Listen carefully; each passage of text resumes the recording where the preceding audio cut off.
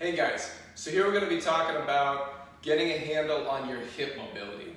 So this is for any of you that may have some hip stiffness, some hip tightness, even some hip discomfort that prevents you from being able to take on anything that you want to do, need to do, and despite you trying all of the typical stretches that are recommended out there, all of the typical tissue mobilization that's recommended out there, you're finding that either your hip mobility isn't improving, or the improvements don't last, or perhaps even your hips get aggravated when you try and take on some of those stretches or some of that tissue work, and you feel stuck.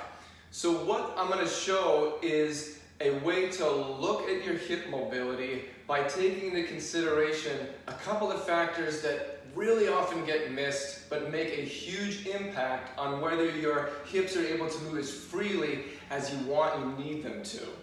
And in taking a look at that, the same activity that you can use to assess what you got, you can use to start addressing it. And because it's active, it's going to retrain your brain and retrain your muscles, and it's going to stick.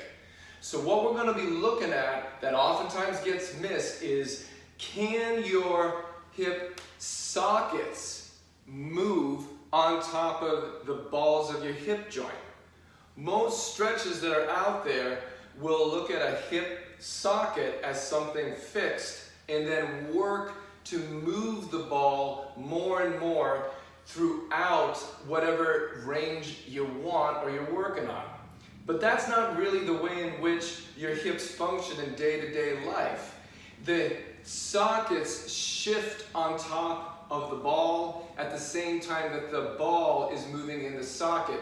Much like your shoulder blades that your shoulder sockets are sitting in, they move and shift, or ideally they move and shift as the ball moves in the socket. And that just gives the structure some leverage, that gives the muscles its greatest power and also its greatest longevity and durability. So this is something that oftentimes gets looked over, and an activity that you can use to start checking what you have available to move your sockets is sitting into a wall.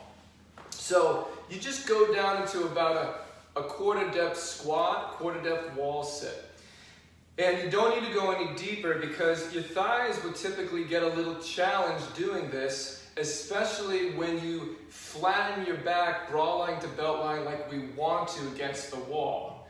It's not wrong to have a big arch in your back, but what that ends up doing is tipping your hip sockets forward, and that's simply a position where your hips are more tuned to explode, not so much sit in. They're a bit more locked up, which is great in that explosive extended position, but it doesn't afford your hips a bunch of freedom. So you sit down into that quarter depth wall sit, you feel in your thighs, make sure that you have weight into your heels and you're not popping up on your toes, and you get flat against the wall, bra line to belt line. It doesn't matter if you have to reach, lean forward, up above to get it.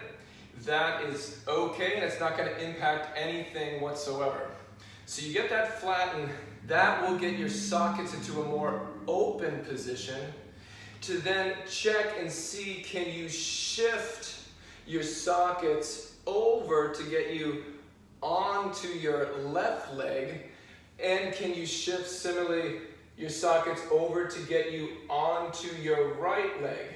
So this is socket motion.